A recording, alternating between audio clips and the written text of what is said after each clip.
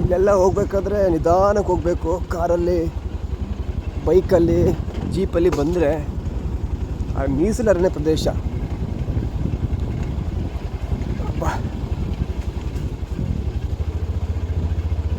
ಹೆಂಗಿದೆ ಇಲ್ಲಿಗೆ. ಸಂಜೆ ಟೈಮಲ್ಲೆಲ್ಲ ಬರಬಾರ್ದು, ಮಾರ್ನಿಂಗ್ ಟೈಮಲ್ಲಿ ಬರಬೇಕು. ಆನೆಗಳು ಯಾವುದು ನಿಮಗೆ ಸಿಗಲ್ಲ. ಸಂಜೆ ಟೈಮ್ ಬಂದರೆ ಇಲ್ಲಿ ಆನೆಗಳು ಓಡಾಡ್ತಾ ಇರ್ತವೆ, ಬಂದು ನಿಮ್ಮನ್ನು ಭೇಟಿ ಮಾಡ್ತೇವೆ ಅಷ್ಟೇ, ಮತ್ತೆಂತ ಇಲ್ಲ. ನೀವು ಫಸ್ಟ್ ಟೈಮ್ ಬರ್ತಿರೋರು ಆಗಿದ್ದರೆ ಆ ತಾರ್ ರೋಡಲ್ಲಿ ರೈಟ್ ತಗೊಂಡು ಸ್ವಲ್ಪ ಡೌನ್ ಬಂದು ಒಂದು ಚಿಕ್ಕ ಅಪ್ ಸಿಗುತ್ತೆ. ಅಲ್ಲಿ ಫಸ್ಟ್ನೇ ರೈಟು, ಮೇಲಕ್ಕೆ ಹೋಗ್ಬೇಡಿ. ಮೇಲಕ್ಕೆ ಹೋದರೆ ಮತ್ತೆ ವಾಪಸ್ ಅಲ್ಲಿ ಲೆಫ್ಟಿಗೆ ಮೇನ್ ರೋಡೇ ಬಂದುಬಿಡುತ್ತೆ. ಇಲ್ಲಿ ಲೆಫ್ಟಿಗೆ ಒಂದು ನೋಡೋಕ್ಕೆ, ಲೆಫ್ಟಿಗೆ ಹೋಗಬಾರ್ದು, ರೈಟಿಗೆ ಹೋಗಬೇಕು. ಅಲ್ಲಿ ತಾರ್ ರೋಡಲ್ಲಿ ಒಳಗಡೆ ಬಂದು ರೈಟ್ ತಗೊಂಡು ಡೌನಿಗೆ ಬಂದು ಮತ್ತೆ ರೈಟ್ ತೊಗೊಂಡ್ರೆ ಅಲ್ಲೇ ಕೆಳಗಡೆ ಅರ್ಜುನ್ ಸಮಾಧಿ ಇರೋದು. ಕನ್ಫ್ಯೂಸ್ ಆಗಬೇಡಿ. ನಾನು 3 ರೌಂಡ್ ಹೊಡ್ತೀನಿ.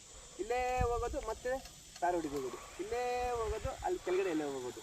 ಹಂಗೆ ಮಾಡಬೇಡಿ. ರೈಟ್ ತಗೊಂಡು ಇಲ್ಲೇ ಒಂದು 50 ಮೀಟ್ರು ಕೆಳಗಡೆ ಇದೆ ಅರ್ಜುನ್ ಸಮಾಧಿ. ಅಂತೂ ಇಂತೂ 6 - 5 = 2 ಅಂದಂಗೆ ಅಲ್ಲಿ ಇಲ್ಲಿ ನಮ್ಮ ಬ್ರದರ್ 3-4 ಸರಿ ಸುತ್ತಾಡಿ ಕೊನೆಗೆ ಕರ್ಕೊಬಂದ ಇಲ್ಲಿಗೆ. ಇದೆ ಅರ್ಜುನನ ಸಮಾಧಿ. ಹೆಂಗಿದೆ ನೋಡಿ, ಇಲ್ಲೆಲ್ಲ ಫ್ರೆಂಡ್ಸ್ ಹಾಕಿದ್ದಾರೆ. ಮೈಸೂರಿನ ಅಂಬಾರಿಯನ್ನು ಹೊತ್ತಂತಹ ಅರ್ಜುನನ ಸಮಾಧಿ ಇದೆ. ಇದು ಇಲ್ಲಿ ದೊಡ್ಡ ಕಾಯ್ದಿರಿಸಿದ ಅರಣ್ಯ. ಈ ಆನೆಗಳಿರ್ತಾವಲ್ಲ, ಅದನ್ನು ಹಿಡಿಲಿಕ್ಕೆ ಅರ್ಜುನನ್ನ ಕರ್ಕೊಬಂದಿರ್ತಾರೆ.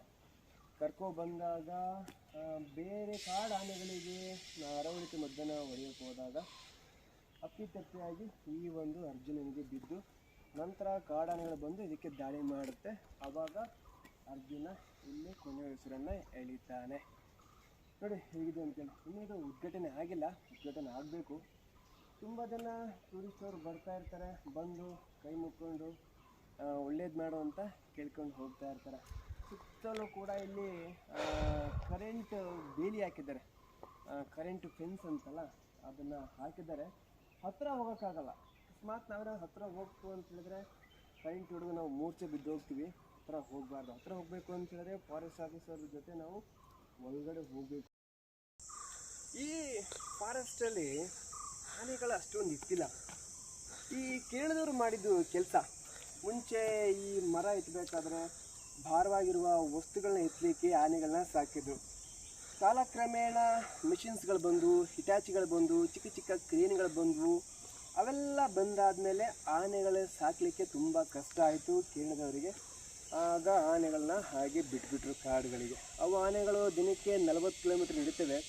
ಒಳ್ಳೆ ಫುಡ್ಡು ತಿನ್ಕೊಂಡು ಹಾಗೇ ರಾತ್ರಿ ಸಂಚಾರ ಮಾಡ್ತೇವೆ, ಹಗಲೊತ್ತು ಏನು ನೀರು ಇರುತ್ತೆ ಅಲ್ಲಿ ಕುಡ್ಕೊಂಡು ಮಲಗಂಡು ಇರ್ತವೆ. ಹಾಗಾಗಿ ಇಲ್ಲೇ ಕೇರಳ ಏನು ದೂರ ಇಲ್ಲ, ಇಲ್ಲೇ ಪಕ್ಕದಲ್ಲಿ ಹತ್ತಿರ ಇದೆ. ಸೋಮವಾರಪೇಟೆ, ಮಡಿಕೇರಿ ಹೀಗೆ ಪಕ್ಕ ಹೋದರೆ ಕೇರಳ. ಅಲ್ಲಿಂದ ಆರಾಮಾಗಿ ತಿನ್ಕೊಂಡು ಇಲ್ಲಿ 10,000 ಎಕರೆ ಇದು ಫಾರೆಸ್ಟ್ ಇದು ಕಾಯ್ದಿರಿಸಿದ ಅರಣ್ಯ. ಇಲ್ಲಿ ತುಂಬ ಚೆನ್ನಾಗಿ ಸೊಪ್ಪುಗಳು, ಹಲಸಿನ ಹಣ್ಣು, ಒಳ್ಳೊಳ್ಳೆ ಗಿಡಗಳು ಎಲ್ಲ ತಿನ್ಕೊಂಡು ಆರಾಮಾಗಿ ಇದ್ದೇವೆ ಇಲ್ಲಿ. ಹೌದು ಏನು ತಪ್ಪಿಲ್ಲ, ಅವು ಇರ್ಬೋದು, ನಾವು ವಾಸ ಮಾಡ್ಬೋದು. ಈ ಸುತ್ತಮುತ್ತ ಇರೋರಿಗೆ ಈಗ ಆನೆಗಳು ದಿನನಿತ್ಯ ಕಾಣಿಸ್ತವೆ. ಇಲ್ಲಿ ಫಾರೆಸ್ಟ್ ಆಫೀಸರ್ಸು ಆನೆಗಳಿದ್ದಾವೆ, ಇಲ್ಲಿ ಓಡಾಡಬೇಡಿ, ಬೇಗ ಸಂಜೆ ಮನೆಗೆ ಹೋಗಿ ಅಂತ ಹೇಳ್ತಾ ಇರ್ತಾರೆ. ನಾವು ಈ ಪ್ರದೇಶಕ್ಕೆ ಬರಬೇಕಾದ್ರೆ ಬೆಳಗಿನ ಟೈಮು ಒಂದು 8 ಗಂಟೆಯಿಂದ ಸಂಜೆ ಒಂದು 3 ಗಂಟೆ ಒಳಗಡೆ ಬಂದು ಹೋಗಬೇಕು. ಅದಾದಮೇಲೆ ಆನೆಗಳು ಬರ್ತವೆ. ಬಂದಮೇಲೆ ನಮಗೆ ಗೊತ್ತಲ್ಲ, ನಮ್ಮನ್ನು ನಾವು ಮೀಟ್ ಮಾಡ್ತೇವೆ. ಆಮೇಲೆ ಮೀಟ್ ಆದಮೇಲೆ ಏನಾಗುತ್ತೆ ಅಂತ ನಿಮಗೆ ಗೊತ್ತಲ್ವಾ. ಓಕೆ, ಅಲ್ಲಿ ಕಾಣ್ತಿದೆಯಲ್ಲ ಹಸಿರು ಬಟ್ಟೆ ಸುತ್ತಿರೋದು, ಅದ್ರ ಒಳಗಡೆನೆ ಅರ್ಜುನ ನಿಂತ್ಕೊಂಡಿದ್ದಾನೆ, ಕೆಳಭಾಗ ಅರ್ಜುನ ಮಲ್ಕೊಂಡಿದ್ದಾನೆ. ಇದೇ ಪ್ರದೇಶದಲ್ಲಿ ಅರ್ಜುನ ಐಕ್ಯವಾಗಿರೋದು.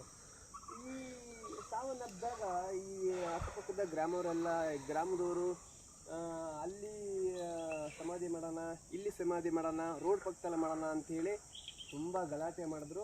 ನಂತರ ಈ ಫಾರೆಸ್ಟ್ ಆಫೀಸರ್ಸು ಎಲ್ಲಿ ಇದು ಕೊನೆ ಸೇರಿದಿರುತ್ತೆ ಅಲ್ಲೇ ಸಮಾಧಿ ಮಾಡೋಣ, ಒಂದು ಟೂರಿಸ್ಟು ಪ್ಲೇಸ್ ಆಗುತ್ತೆ ಅಂಥೇಳಿ ಇದೇ ಜಾಗದಲ್ಲಿ ಅವರು ಸಮಾಧಿಯನ್ನು ಮಾಡ್ತಾರೆ. ನೋಡಿ ತುಂಬ ಚೆನ್ನಾಗಿದೆ. ಸುತ್ತಮುತ್ತ ಗ್ರೀನ್ ಹುಲ್ಲು ಹಾಸು ಮತ್ತು ಬೆಂಚ್ಗಳು ಆಮೇಲೆ ಅದಕ್ಕೆ ಒಂದು ಮಂಟಪ ಕಟ್ಟಿದ್ದಾರೆ, ಇವೆಲ್ಲ ತಂತಿ ಬೇಲಿ ಇವೆಲ್ಲ ಕಟ್ಟಿದ್ದಾರೆ. ಚೆನ್ನಾಗಿದೆ ಅಲ್ವಾ?